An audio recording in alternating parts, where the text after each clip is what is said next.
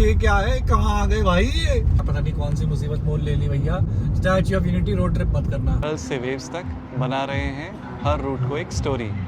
Welcome to curly wavy roots. तो यार काफ़ी टाइम से गाड़ी खड़े खड़े धूल खा रही थी, तो सोचा कि कवर हटाते हैं, सुबह 3 बजे उठते हैं और कहीं घूमने निकल पड़ते हैं।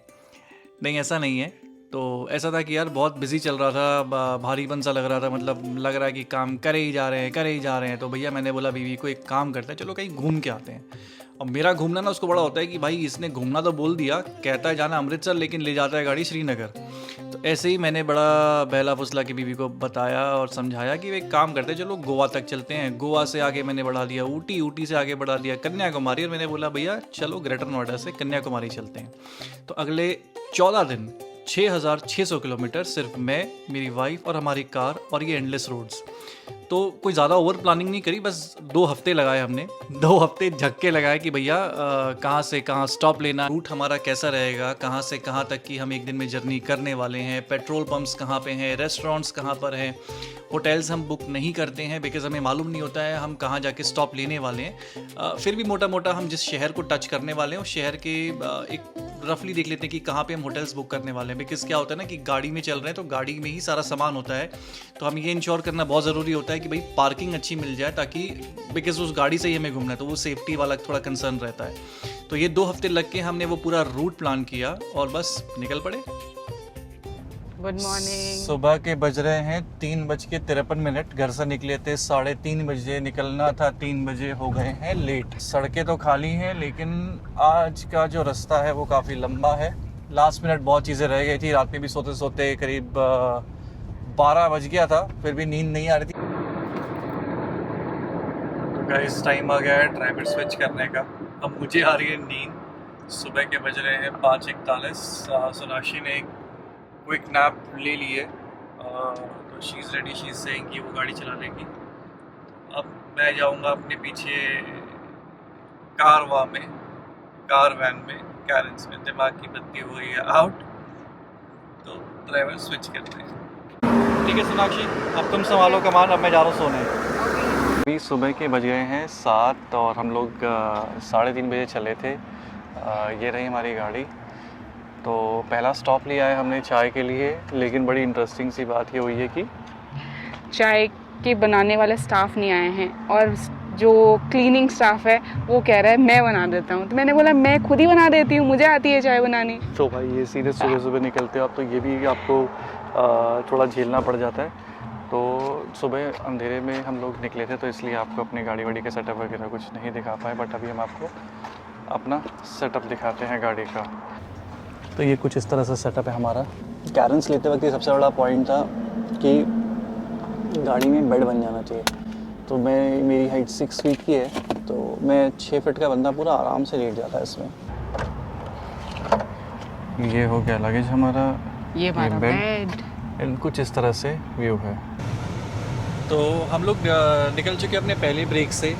हमारा अराइवल कितना हो गया था शुना? अभी 27 हो गया आराम हमारा अराइवल, मतलब लगभग हमारा आधा घंटा तो गया, बिकॉज चाय वाला नहीं था, फिर वो जो से आपको बताया ये सब चीज़ें थी।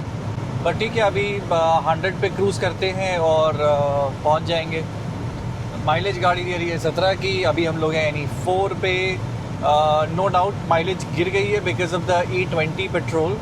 परफॉर्मेंस में ऐसा कोई मुझे प्रॉब्लम नहीं लगा, it's a turbo charge vehicle, तो परफॉर्मेंस में कोई इशू नहीं आया। लास्ट सर्विस में भी ऐसा कोई दिक्कत नहीं हुई। तो गाड़ी ठीक है, रोड ठीक है, नाश्ता हो गया है।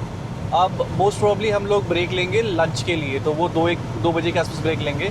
Otherwise will be continuously driving now.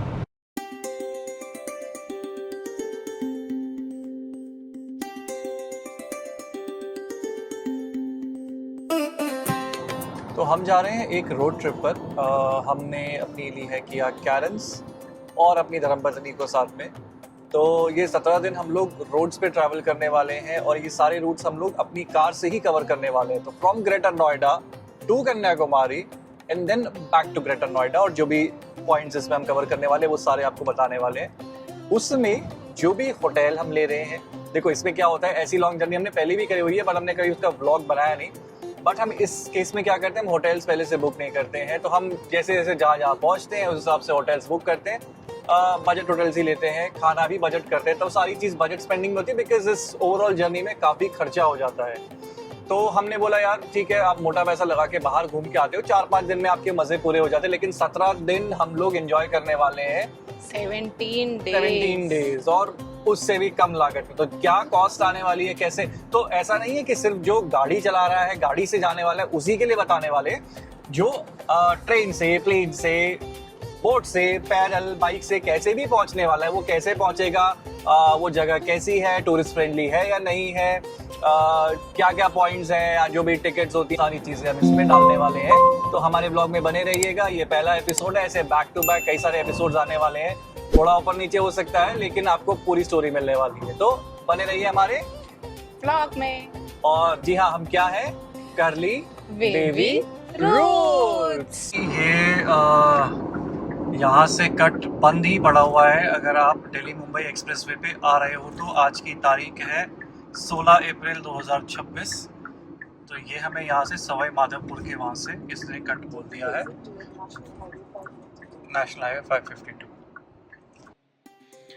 Delhi से रोड ट्रिप तो आप देख ही रहे हैं, लेकिन स्टैच्यू ऑफ यूनिटी तक पहुंचना सिर्फ यहीं से नहीं, पूरे इंडिया से काफ़ी इजी है। मुंबई से लगभग 7 से 8 घंटे की ड्राइव में आप पहुंच सकते हैं, या फिर डायरेक्ट ट्रेन ले सकते हैं एकता नगर के लिए। दोनों ही कंफर्टेबल और हैसल फ्री ऑप्शंस हैं। अहमदाबाद से 3 से 4 घंटे की स्मूथ ड्राइव है, परफेक्ट फॉर वीकेंड गेटअवे। और अगर आप फ्लाइट प्रेफर करते हैं तो नियरेस्ट एयरपोर्ट का ऑप्शन वडोदरा है, जो कि सिर्फ 90 मिनट्स दूर है, जहाँ से सारी रेगुलर फ्लाइट्स मिलती हैं, चाहे कोई भी डेस्टिनेशन हो, आप कहीं से भी आ रहे हो, मुंबई, दिल्ली, बैंगलोर या कहीं से भी। और अगर आप ट्रेन लवर हैं तो डायरेक्ट कनेक्टिविटी है एकता नगर स्टेशन तक, making the journey even more convenient. चाहे आप कहीं से भी स्टार्ट करें, स्टैच्यू ऑफ यूनिटी तक का सफर हर रूट को उतना ही इजी और यादगार बनाता है। आपको कुछ इंटरेस्टिंग फैक्ट्स बताता हूँ इस ट्रैवल के। तो देखो, हमने तो ये ट्रैवल किया गाड़ी से, लेकिन जो व्यक्ति फ़्लाइट से आना चाहता है और जो व्यक्ति ट्रेन से आना चाहता है, तो रफली मेरा कितना खर्चा बैठा ग्रेटर नोएडा से स्टैच्यू ऑफ यूनिटी पहुँचने तक का, और अगर आप ट्रेन से आ रहे हो और आप फ्लाइट से आ रहे हो तो कंपेयर करके देखते हैं। तो मैं मोटा मोटा बता दूं तो मेरा पेट्रोल जो लगा, इसमें टोटल लगा 7,110 रुपये का। ओवरऑल मैं बताऊं तो हमने 979 किलोमीटर्स कवर किया। अब बात करते हैं फास्टैग की। तो भैया, ये जो मैंने पूरी जर्नी करी है 14 दिन की, इस पूरी जर्नी में मेरे नॉर्मल फास्टैग से सिर्फ 500 रुपये कटे हैं। बाकी कहाँ से गए? तो बाकी गए हमारे एनुअल पास से। तो सोनाक्षी ने एनुअल पास ले लिया था, 3075 का पड़ा था हमको, जिसमें कि टोटल आपको वही होता है कि एक साल में या तो यूज़ कर लो या फिर 200 ट्रिप्स मिलती हैं। तो हमने ओवरऑल इसमें 49 ट्रिप्स यूज़ करी। हमारे पास अभी भी 151 बचा हुआ है। तो अच्छा, अब अगर आप फ्लाइट से आ रहे हो तो फ्लाइट से क्या होगा भैया, आप जैसे मैं ग्रेटर नोएडा से आया तो मैं उसी के हिसाब से बताता हूँ। तो आप दिल्ली टू वडोदरा की आपको फ़्लाइट लेनी पड़ेगी, जो कि 2 लोगों की पड़ रही है अप्रॉक्सीमेटली 11,222 प्लस टैक्सेस होंगे, तो 11,222 रुपये पकड़ते हैं हाथ में। एयरपोर्ट आप पहुँचोगे तो ग्रेटर नोएडा से दिल्ली का कैब लोगे तो कैब का फेयर आ रहा है 1,000 रुपये के आसपास में। उसके बाद जब दिल्ली से वडोदरा पहुँच गए तो वडोदरा से फिर टैक्सी लेके श्रेष्ठ भारत भवन पहुँचना पड़ेगा, जिसका कि रफली अमाउंट आ रहा है 1,600 रुपीज़, 1,600 रुपये आ रहा है ऊबर इंटरसिटी का। अब ड्यूरेशन की बात कर लें तो ग्रेटर नोएडा से एयरपोर्ट पहुंचने का लगभग आप पकड़ लो 1 घंटा, क्योंकि सुबह सुबह की फ़्लाइट है तो मैं इसलिए 1 घंटा का टाइम ले रहा हूँ। एयरपोर्ट आपको 2 घंटा पहले पहुंचना पड़ेगा, तो 1 घंटा आप घर से निकले, ट्रैवल का कैब कट गया, 2 घंटा एयरपोर्ट पहले पहुंचना है तो 3 घंटा हो गया। ड्यूरेशन फ़्लाइट की आ रही है 1 घंटा 45 मिनट की, तो 4 घंटा 45 मिनट हो गया। और वडोदरा पहुंचने के बाद श्रेष्ठ भारत भवन तक पहुंचने का वो 2 घंटा के आसपास है। तो लगभग मतलब आप ये समझो कि 6 से 7 घंटे की पूरी ओवरऑल जर्नी है, जिसमें कि अगर आप फ्लाइट से जा रहे हो from Greater Noida to Statue of Unity, आपका खर्चा बैठेगा 13,822 रुपये। ट्रेन वालों की बात करते हो तो ट्रेन वाले बंदे जो है, निज़ामुद्दीन से चलती है ट्रेन एकता नगर के लिए, लेकिन सिर्फ फ्राइडे और संडे को चलती है। तो मैं 3rd AC पकड़ता हूँ, बिकॉज हम AC गाड़ी में ट्रैवल कर रहे हैं, तो बंदा भी AC ट्रेन में ट्रैवल करेगा, उस हिसाब से मैं कॉस्टिंग बताता हूँ। फ्राइडे टू संडे निज़ामुद्दीन से एकता नगर 3rd AC की कॉस्टिंग पड़ रही है 2 लोगों की 2,890 रुपये प्लस टैक्सेस होंगे। और आप निज़ामुद्दीन रेलवे स्टेशन तक पहुंचेंगे ग्रेटर नोएडा अपने घर से, तो Greater Noida to Nizamuddin railway station cab का फेयर आ रहा है 445। अब क्योंकि ये ट्रेन आपको सीधे एकता नगर पहुंचा रही है, तो आपका कोई वहाँ से कोई कैब वैब का फेयर नहीं जोड़ रहे हैं। तो मोटा मोटा देखिए तो ग्रेटर नोएडा टू एकता नगर पहुँचने का जो ओवरऑल कॉस्ट आ रहा है ट्रेन का फेयर और आपका जो कैब का फेयर है, ये आ रहा है 3,335 रुपीज़। अच्छा, इसमें अगर हम बात करें कि ओवरऑल अगर ट्रेन से आप जा रहे हो तो आपका आपका टाइम कितना लग रहा है, तो ट्रेन का जो टाइम लग रहा है वो लगभग दिखा रहा है 15 घंटे 45 मिनट का। तो 15 घंटे 45 मिनट आप ट्रेन का ट्रैवल ले लीजिए, 1 घंटा आप अप्रॉक्सीमेटली ले लो अपना ग्रेटर नोएडा से निज़ामुद्दीन पहुँचने का। तो लगभग अगर आप ट्रेन से ट्रैवल करें तो आपके 16 घंटे 45 मिनट।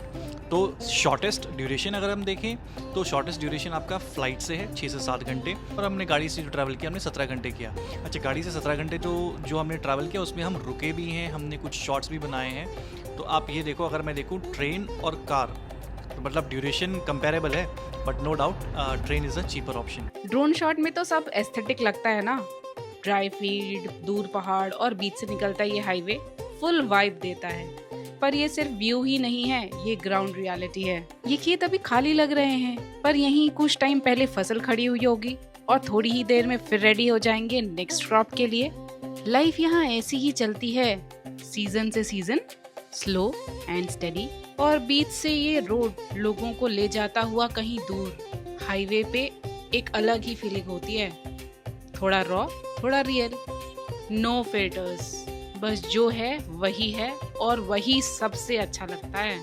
ये भी हम लोग अपने दिल्ली की तरफ से दिल्ली मुंबई एक्सप्रेस वे पे थे। तो ये वाला जो साइड का कैरोलिना ये ओपन नहीं है, वो वाली साइड का कैरोलिना ओपन है उस तरफ में, तो रोड के उस तरफ जाना पड़ेगा।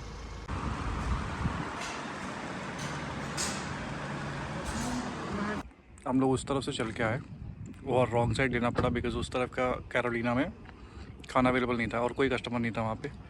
फिर हम लोग इधर आए, इस रेस्टोरेंट में खाना मिला।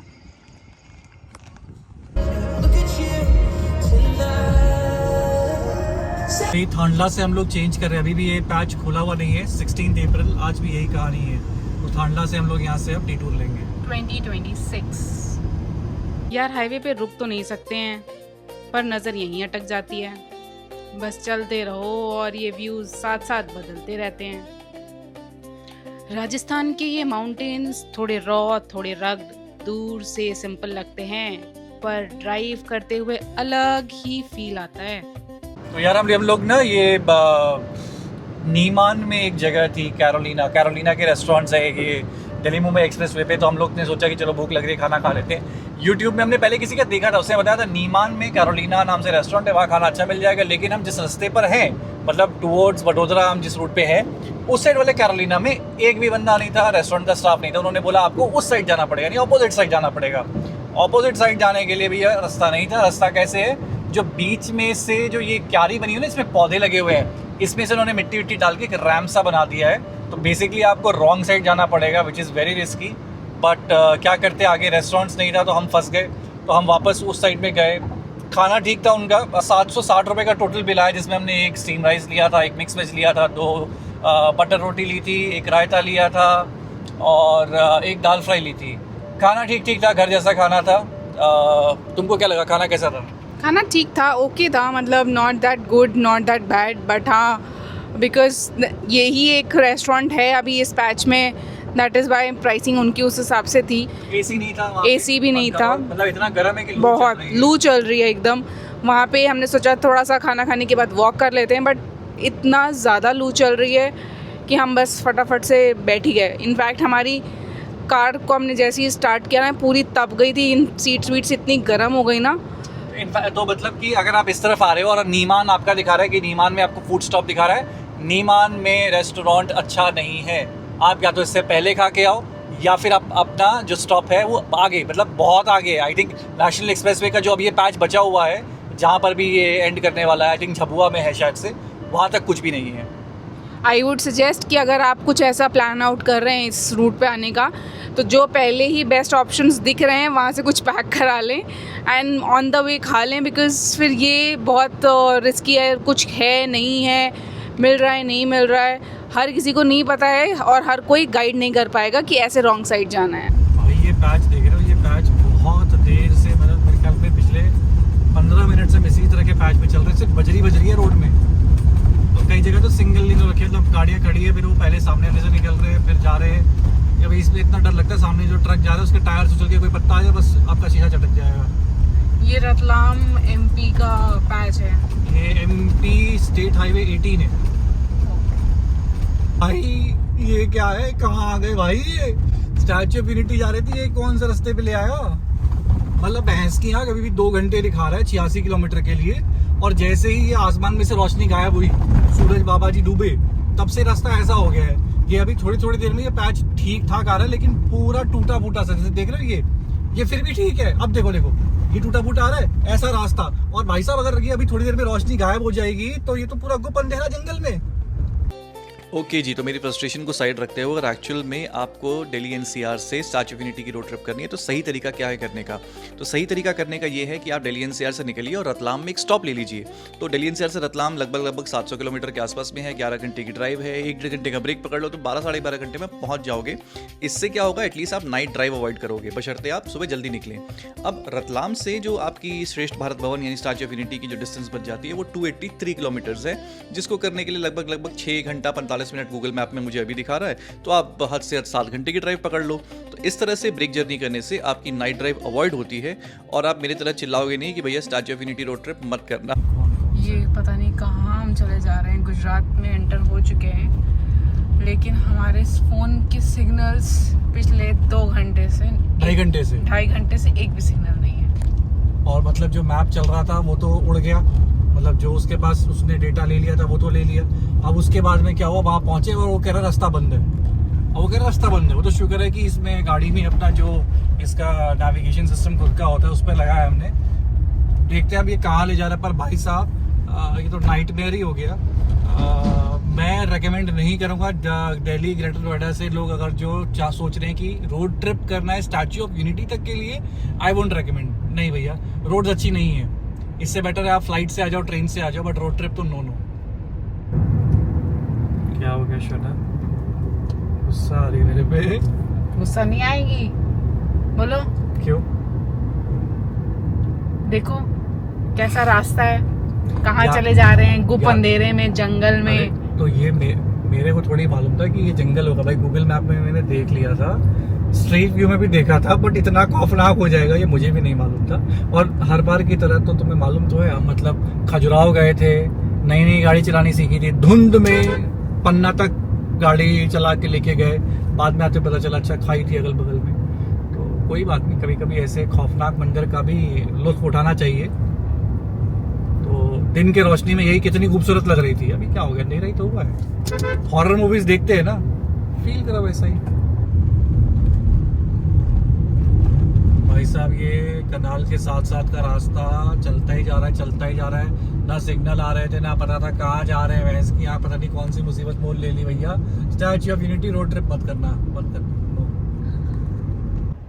ये देखिए, हम जब पूरा रास्ता ख़त्म होने वाला आ गया, 2 मिनट का रास्ता ऑलमोस्ट रह गया है, तब जाके हमें स्ट्रीट लाइट्स मिली हैं। ये है वर्ल्ड टॉलेस्ट स्टैच्यू। हमें लग रहा था कि इस शहर में स्ट्रीट लाइट्स हैं ही नहीं, तो हमने सोचा आपके साथ शेयर करते हैं। ये है हम लोग का आज का room, hotel BRG budget stay. ये इन्होंने AC रूम दिया है। Tariff is like 1957। कबर्ड्स हैं। रूम का साइज़ बढ़िया है, मतलब आप यहाँ से देखो तो इट्स गुड। मतलब ये भी है, अगर 2 हैं और बच्चा भी साथ में है तो रूम इज़ वेरी गुड। आप स्पेस देखो, मतलब वहाँ पे भी इतना स्पेस है। टीवी दिया हुआ है, बेसिक एमेनिटीज़ सारी हैं। टी कॉफ़ी जो अपना रहता है, ठीक है, वाटर हीटर है। बाथरूम दिखा देता हूँ आपको मैं। बाथरूम भी बहुत स्पेस है, स्पेशियस बाथरूम है। तो जी भूख इतनी लगी थी कि हम खाने की रिकॉर्डिंग करना ही भूल गए, लेकिन 660 रुपये का हमारा बिल आया होटल BRG के डिनर में, जिसमें कि हमने ली थी 4 रोटियां और हमने लिया था पनीर बटर मसाला। ओके, तो हम लोग स्टैच्यू ऑफ यूनिटी पहुंच गए हैं। स्टैच्यू ऑफ यूनिटी नहीं, एकता नगर पहुंच गए हैं। एकता नगर, केवड़िया नगर। कल आपको टूर दिखाते हैं। तो वो आएगा is it really worth visiting statue? Is it really worth the tallest statue? तो ये है वो प्रॉपर्टी जहाँ हम रुके थे रात में, होटल BRG बजट स्टे। काफ़ी बड़ी प्रॉपर्टी है।